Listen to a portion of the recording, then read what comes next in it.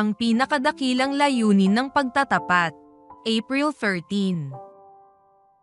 Anak ko, ibigay mo sa akin ang iyong puso, at magmasid ang iyong mga mata sa aking mga daan. Kawikaan Kapitulo 23 versikulo 26. Naglalarawan ang banal na kasulatan sa araw na ito ng pinakadakilang interes ng Diyos. Nais niyang bumalik ang ating pusong tumalikod sa Kanya dahil sa kasalanan.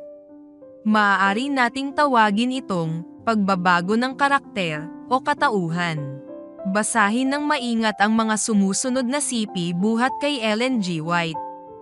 Ang sistema ng pag-iikapo ay nakita kong makapagpapaunlad ng karakter at magpapamalas ng tunay na kalagayan ng puso. Testimonies for the Church, Volume 1, Pahina 237.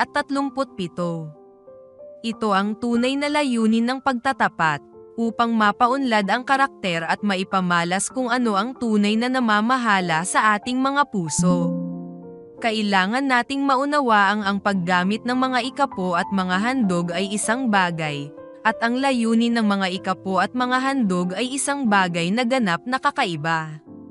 Ginagamit ang ikapo at handog upang isulong ang gawain ng Diyos, subalit ang layunin ng pagbabalik ng ikapo at handog ay ang pagpapaunlad ng ating mga karakter.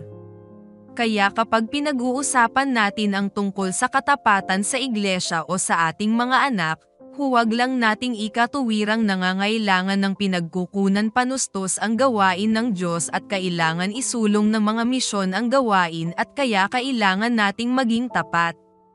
Ang talagang dapat nating bigyan diin kung paanong ang kasakiman o pagkamakasarili ang siyang nangingibabaw sa ating mga puso kapag hindi tayo naging tapat sa Diyos.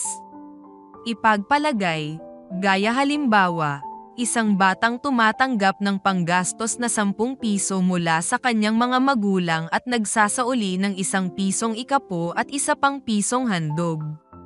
Sa paglipas ng 6 na taon, siya ay nakapagbalik ng 60 piso na ikapo at 60 pisong handog.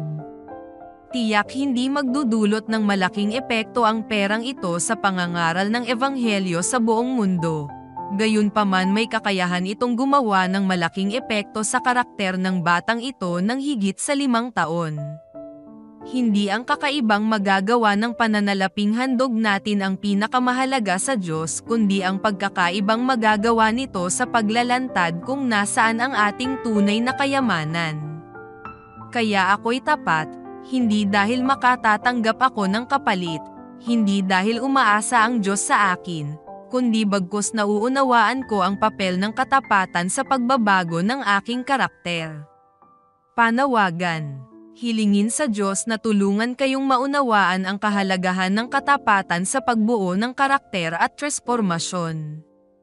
Hilingin sa Kanyang tulungan kayong maging tapat sa lahat ng aspeto ng buhay, kasama ang inyong pag-iikapo at paghahandog at pagtulong sa mga nangangailangan.